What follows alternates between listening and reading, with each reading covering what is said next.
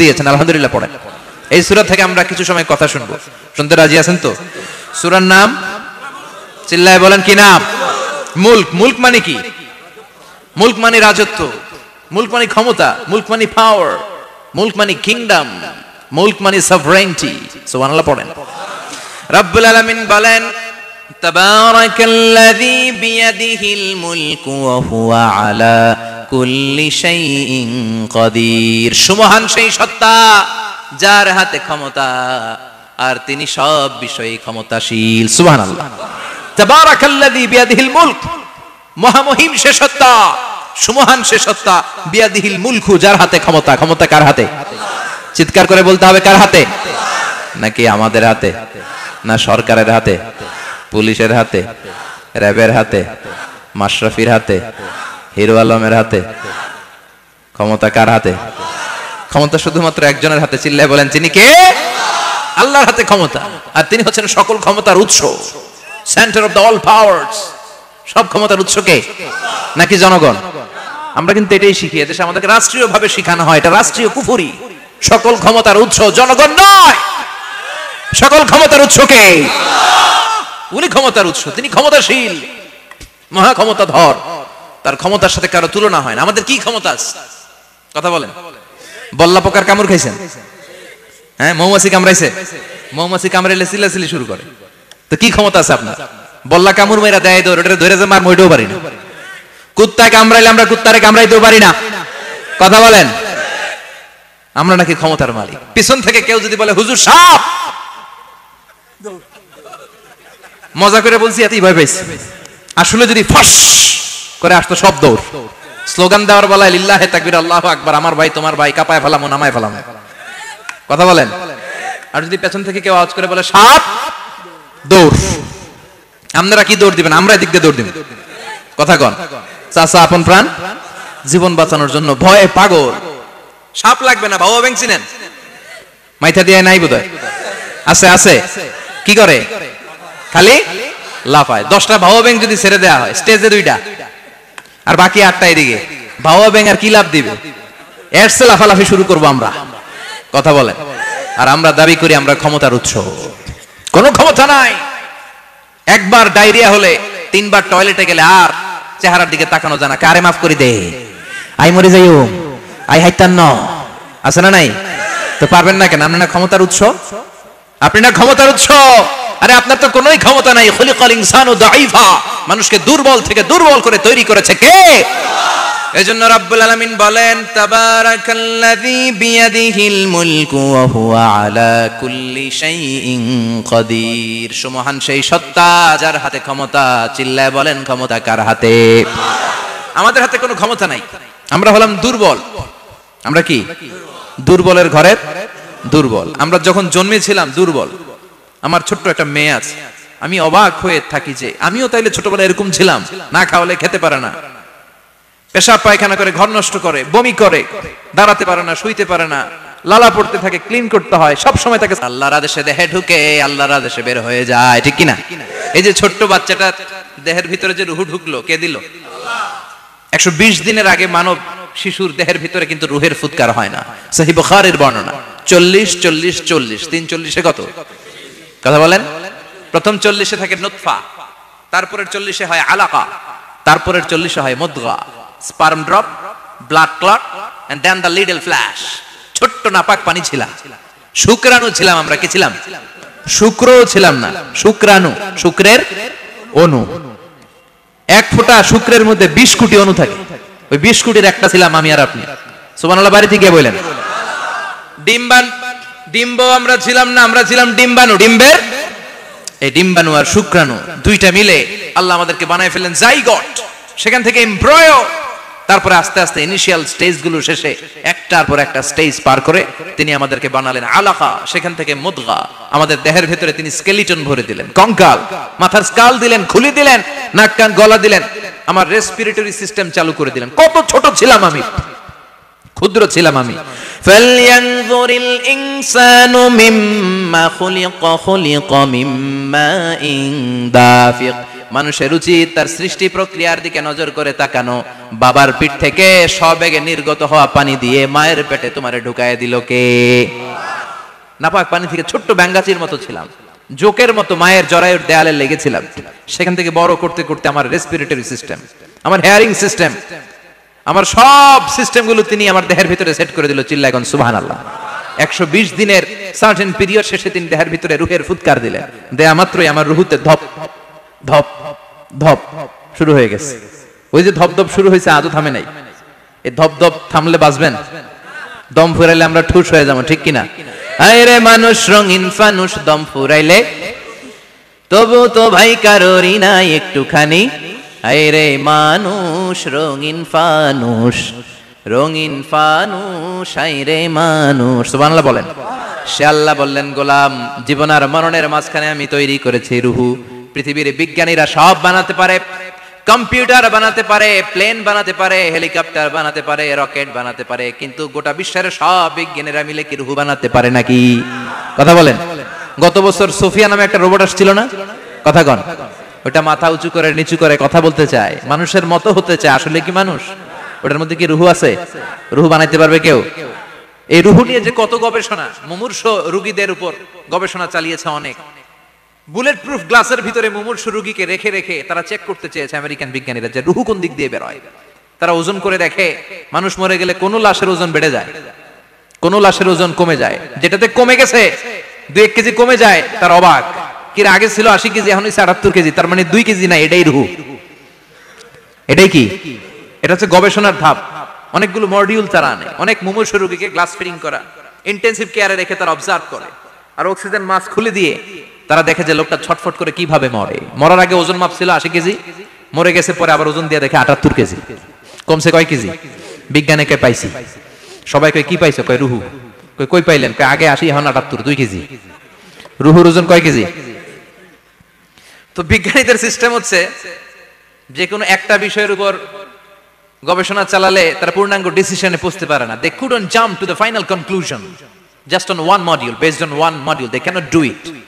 তাদের অনেকগুলো মডিউল আনতে হয়। তারা আবার নমুনা আনলো আরেকটা মুমূর্ষ রোগী, অক্সিজেন চেম্বার লাগানো, মাস্ক লাগানো, এটা খুলে ফেললে মরে যাবে। বুলেট প্রুফ করা গ্লাসের ভিতরে ঢুকিয়ে এটার ওজন মাপ, এটার ওজন 60 কেজি। কয় এবার মাস্ক খোল, মাস্ক খুলছে ছটফট ছটফট করে, এটা শেষ। এবার মাপ দেখ, এবার মাইপা দেখা গেছে 63 কেজি।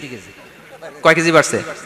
এক একটার এক এক সিস্টেম হইতেছে, কোনোটা কমে, কোনোটা বাড়ে, কোনোটা কিচ্ছু হয় না। সবাই কয় তাইলে আপনি রুহু পাইলেন কই? আগেরটা কম ছিল, মনে করছিলেন 2 কেজি কমছে, ওইটাই রুহু, এখন 3 কেজি বাইরে গেছে, মিলাইবেন কি দিয়া? কথা কন। আল্লাহ ডেকে বলে, গোলাম কিয়ামত পর্যন্ত একটার পর একটা মুমূর্ষ রোগীকে বুলেট প্রুফ গ্লাসের ভেতরে ঢুকাতে পারবি, গবেষণা করতে পারবি, মাগার রুহু খুঁজে পাবি না। চিল্লায় বলেন ঠিক না? কারণ এই রুহুর মালিক কে? সে আল্লাহ বললেন, আল্লাযী খালাকাল মাউতা ওয়াল হায়াতা লিয়াবলুয়াকুম আইয়ুকুম আহসানু আমালা। জীবন আর মৃত্যু বানালাম তোমাদেরকে পরীক্ষা করার জন্য। পরীক্ষা আছে না নাই? গোটা দুনিয়াটাই পরীক্ষা। আল্লাহ যারে পছন্দ করে বেশি তার পরীক্ষাও। আশাদ্দুন নাসি বালাআন আল আম্বিয়া। এই পৃথিবীতে আল্লাহ সবচেয়ে বেশি বালা মুসিবত দিয়ে পরীক্ষা করেছেন নবীদের। কারণ নবীরা আল্লাহর কাছে কম প্রিয় না বেশি প্রিয়? যেহেতু প্রিয় বেশি, পরীক্ষা। এজন্য মুমিনের উপর যদি পরীক্ষা আসে, মুমিনের উপর যদি অত্যাচার আসে, মুমিনের উপর যদি ধৈর্যের পরীক্ষা আসে, জেল জরিমানা আসে, মুমিন ওইটারে ভয় পায় না। মুমিন ভয় পায় একজনকে। চিল্লায় বলেন তিনি কে? কারণ আল্লাহর ঘোষণা, ওয়ালা তাহিনু ওয়ালা তাহজানু। ঘোষণাটা কার? ভয় নাই, তোদের চিন্তা নাই। আনতুমুল আ'লাউনা ইন কুনতুম মুমিনিন। তোমরাই বিজয়ী হবা যদি মুমিন হও, যদি মুমিন হও। এজন্য ধৈর্যের পরীক্ষা দিতে হবে, আল্লাহর উপর তাওয়াক্কুল করতে হবে, অত্যাচার আর জুলুম আল্লাহর নামে সহ্য করে যেতে হবে। চিল্লায় বলেন ঠিক কিনা? কারণ মুসলিমের সাথে আল্লাহ থাকে। মুসলিমের বদদুয়াকে বিশ্বনবী ভয় করতে বলেছেন, কারণ মুসলিমের বদদুয়ার মাঝে আর আল্লাহর মাঝে পর্দা থাকে। যারা দুনিয়ার বুকে জুলুম করে তাদেরকে ক্ষমতার মসনদ থেকে নামিয়ে দেয় কে? আর যারা মজলুম হয়, যাদের রক্ত দিয়ে জমিন ভেজে, তাদেরকে জমিনের ক্ষমতা দিয়ে দেয় কে? আর যারা রক্ত ঝরায়, ইতিহাস বলে তারা শেষ পর্যন্ত প্রাণ আর জান নিয়ে পালাবার জায়গাটা পায় না। চিল্লায় বলেন ঠিক কিনা? এজন্য মুমিন খুব ভালো করে জানে, রাত্রি যত গভীর হয়, সুবহে সাদিকের সময় কাছে আসতে থাকে। গর্ভবতী নারীর পেটের জ্বালা যন্ত্রণা, ব্যথার পেইন যত বাড়ে, নতুন মেহমান আগমনের সময় কাছে আসতে থাকে। তেমনি ইসলামের পক্ষের শক্তির উপর যদি অত্যাচার, অনাচার, স্টিম রোলার বেড়ে যায়, এটা প্রমাণ করে ইসলামের বিজয়ের সময় কাছে আসতে শুরু করেছে। চিল্লায় বলো ঠিক কিনা? এজন্য রাব্বুল আলামিন ডেকে বলেন, গোলাম লিয়াবলুয়াকুম আইয়ুকুম আহসানু আমালা, কে ভালো আমল করো, কে খারাপ আমল করো, এজন্য আমি জীবন মরণ তৈরি করেছি। চিল্লায় এখন ঠিক কিনা? এরপর আল্লাহ বললেন, ওয়ালাকাদ যায়্যানাস সামাআদ দুনিয়া বিমাসাবিহা ওয়া জাআলনাহা রুজুমান লিশ-শায়াতিন। সুবহানাল্লাহ বলেন। ওয়ালাকাদ যায়্যানাস সামাআদ দুনিয়া। মাইকম্যান কোথায়? সাউন্ডটা বাড়াও। এত দুর্বল কেন তোমার সাউন্ড? মনে হচ্ছে আমি মাইক ছাড়া কথা বলছি। সাউন্ডটাকে স্ট্রং করো। ওয়ালাকাদ যায়্যানাস সামাআদ দুনিয়া, I have beautified the closer sky with candles, with light and stars. আল্লাহ বললেন, আমি দুনিয়ার আকাশকে তারা দিয়ে সুশোভিত করেছি। আকাশে তারা আছে না নাই? এগুলো এমনি এমনি হয়েছে না? তৈরি করছে কে? বিশ্বাস হয়? কোনো সন্দেহ আছে? এখন তো লাইটিং ফাইটিং এর যুগে তারার যে কি সৌন্দর্য আমরা বুঝি না। আমরা যখন ছোটবেলা গ্রামে যেতাম, রাতের বেলা তারার মেলা, কি সুন্দর, একটার চেয়ে একটা সুন্দর। শুকতারা, ধ্রুব তারা, সপ্তর্ষিমণ্ডল, 7টা তারার একটা চেইন আছে, চেনেন এগুলো? কি সুন্দর তারা! এগুলো তৈরি করে রেখেছে কে? প্রথম আকাশের মহাশূন্যকে আল্লাহ এই তারকা দিয়ে বিউটিফাই করেছেন। ইটস এ ক্যান্ডেল, আল্লাহ সাজিয়ে রেখেছেন। আমরা খালি চোখে যেটা দেখি এটা কিন্তু আকাশ না, এটা প্রথম আকাশ নয়। প্রথম আকাশ যে কত দূরে আমেরিকার নাসার বিজ্ঞানীরাও জানে না। খালি চোখে আমরা যা দেখি এটা প্রথম আকাশের মহাশূন্য, এর অনেক অনেক অনেক উপরে প্রথম আকাশ। এরপরে দ্বিতীয় আকাশের মহাশূন্যের স্তর শুরু, এরপরে দ্বিতীয় আকাশ, তারপরে তৃতীয় আকাশের মহাশূন্যের স্তর শুরু, তারপরে তৃতীয় আকাশ। একটার চেয়ে আরেকটা বড়। প্রথম আকাশের চেয়ে দ্বিতীয় আকাশ কত বড় বলি? আপনার হাতের আংটিটা যদি সাহারা মরুভূমিতে আপনি ছুঁড়ে ফেলে দেন, পুরো মরুভূমির তুলনায় আংটি যত ছোট, আল্লাহর দ্বিতীয় আসমানের তুলনায় আল্লাহর প্রথম আসমানটা ঠিক তত ছোট। একটার চেয়ে একটা বড়, একটার চেয়ে একটা বড়। সূর্য দেখে আমরা অবাক হয়ে যাই। 9,30,00,000 মাইল দূরে, এই পৃথিবীর চেয়ে 13 লক্ষ গুণ বড়। এটার সানশাইন, আলো আসতে পৃথিবীতে 8 মিনিট 18 সেকেন্ড লেগে যায়। আমরা মনে করছি সূর্যই বড়। আমরা বসে আছি মাইথার দিয়াতে, তাই না? এই জায়গাটার নাম কি? মাইথার দিয়া। কি খালি এতটুকু প্যান্ডেলের সমান? কত বড় মাইথার দিয়া! এই পুরো মাইথার দিয়া কোন থানায় পড়ছে? দাউদকান্দি। দাউদকান্দি হচ্ছে কুমিল্লার 16টা থানার একটা, ঠিক কিনা? 16 থানা মিলে কুমিল্লার একটা জেলা। এরকম কয়টা জেলা আছে? 64 জেলা। এই 64 জেলা মিলে আমাদের সুজলা সুফলা শস্য শ্যামলা ডিজিটাল বাংলাদেশ। কথা কন। আর বাংলাদেশ হচ্ছে পৃথিবীর সবচাইতে বড় দেশ। হ্যাঁ, 64 জেলা, এরপরে ছোট। যাদের অ্যাটলাস ম্যাপ নিয়ে যাদের ধারণা আছে তারা দেখবেন বাংলাদেশ এই শব্দটা লেখার জায়গাও আমরা পাই না। মানচিত্রে বাংলাদেশ শব্দটা লেখার জায়গা পায় না।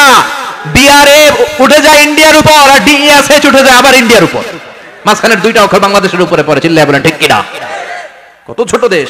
পাশের ইন্ডিয়া 20-25 গুণ বড়।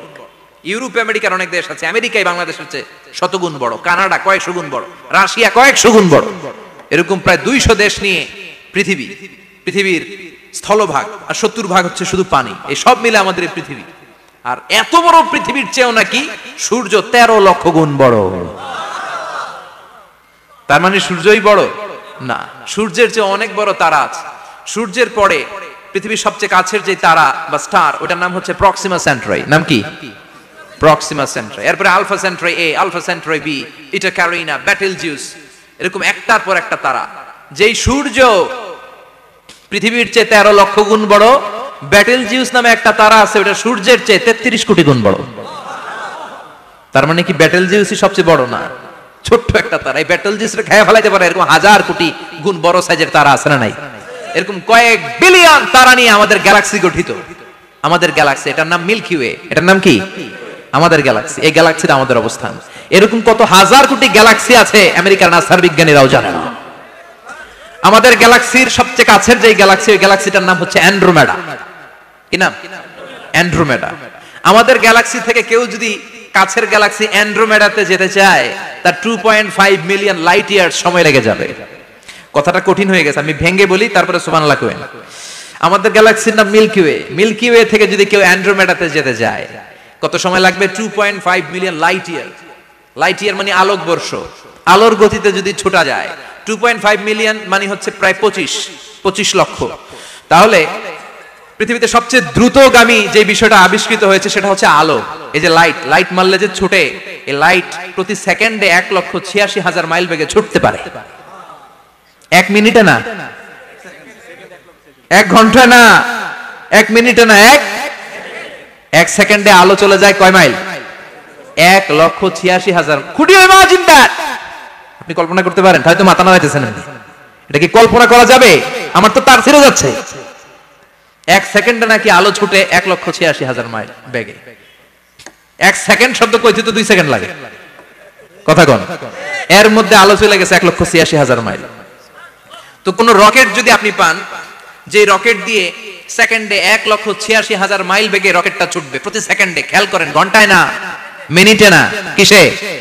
সেকেন্ডে। যে রকেটটা সেকেন্ডে 1,86,000 মাইল বেগে ছুটবে, ওই রকেটটা দিয়ে আমাদের গ্যালাক্সি থেকে আমাদের পাশের গ্যালাক্সি অ্যান্ড্রোমেডাতে পৌঁছতে আপনার 25 লক্ষ বছর লেগে যাবে।